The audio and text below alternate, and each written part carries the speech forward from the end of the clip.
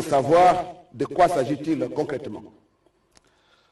Nous sommes en face d'un cas d'espionnage des services rwandais opérant à Kinshasa, détectés et démantelés par nos services de sécurité qui ont fait un joli coup de filet.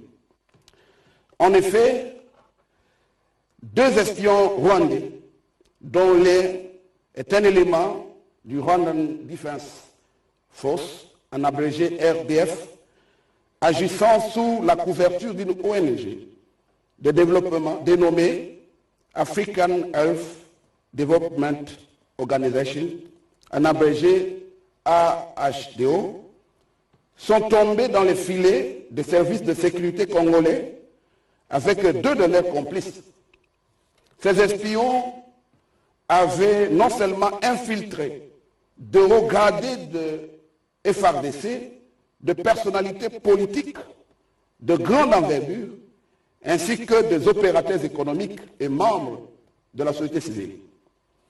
Les téléphones cryptés du militaire rwandais, après exploitation par nos services et de nos enquêteurs, a révélé que ces derniers a eu accès aux différents sites stratégiques de la capitale, et c'est en complicité avec certains officiers généraux et supérieurs de la FARDC.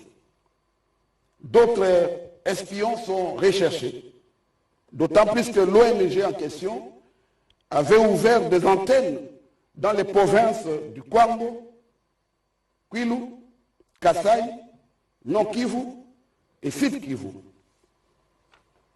Ils seront finalement rattrapés, L'acquisition par ces espions d'un important patrimoine foncier dans le périmètre de l'aéroport international de Ndjili et de la base militaire de Kibomango. Ces acquisitions ont laissé entrevoir la préparation d'un plan machiavélique similaire à celui qui a été à la base de l'assassinat de Juvenal Habyarimana et de son homologue burundais en 1993. Les investigations se poursuivent sur base de pistes et d'éléments de preuves fournis par ceux qui sont appréhendés. Les services de sécurité de la République démocratique du Congo rassurent la population qu'ils sont à pied d'œuvre pour démanteler ces réseaux de criminels et mettre hors d'état de nuire tous les complices, aussi bien civils que militaires. Mesdames et messieurs, chers compatriotes, nous demandons maintenant à la régie de nous balancer les images ou la vidéo de ces 4 espions. Je m'appelle Dr Juvenal Shimimana. Je suis de nationalité rwandaise et suisse. Morokole Mouchave Moses. Ah.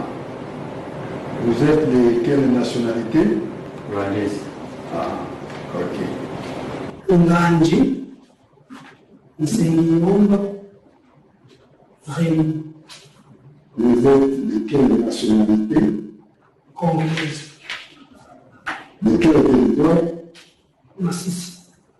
Colonel Michel Santos. Vous êtes de quelle nationalité? Je suis congolais. Vous êtes de quelle unité?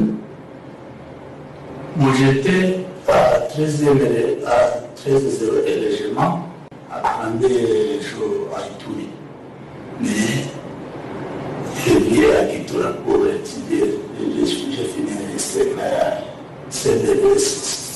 de technicien de Tamado. Bien.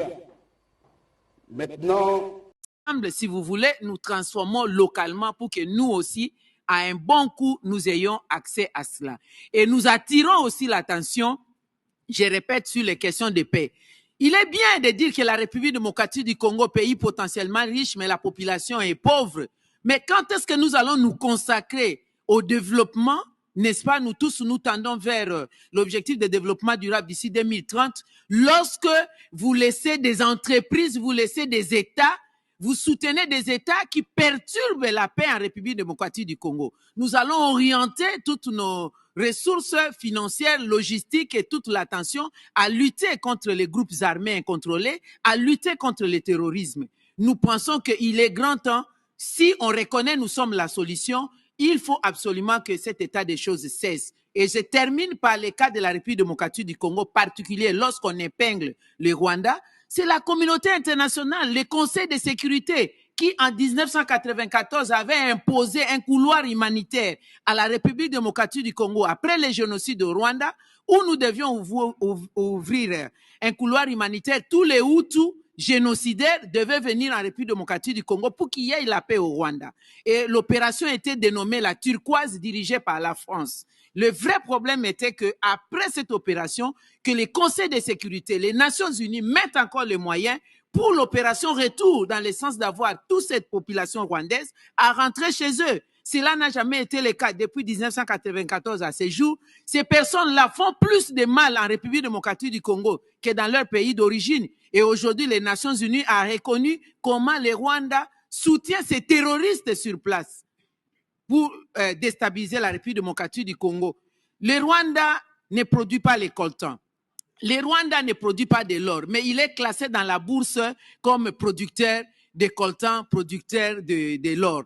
Mais ça sort de l'ordinaire. Nous sommes tous des pays civilisés. Nous devons respecter nos engagements. Le respect de la souveraineté de la République démocratique du Congo, le respect de l'intégrité territoriale de la République démocratique du Congo. Nous sommes un pays ouvert à la paix. Il y a plein de Rwandais qui sont en République démocratique du Congo, qui sont nos frères, qui sont nos sœurs. Ici, je n'épingle pas la population rwandaise, je mets en exergue le comportement des dirigeants rwandais. Parce que personne ne va déplacer le Rwanda là où il est, personne ne déplacera le Congo, nous resterons des frères, mais nous devons changer, sanctionner les comportements des dirigeants qui n'ont d'esprit que de guerre, qui n'ont d'esprit que de perturber l'ordre au niveau de la région des Grands Lacs. Voilà, c'était ça notre message.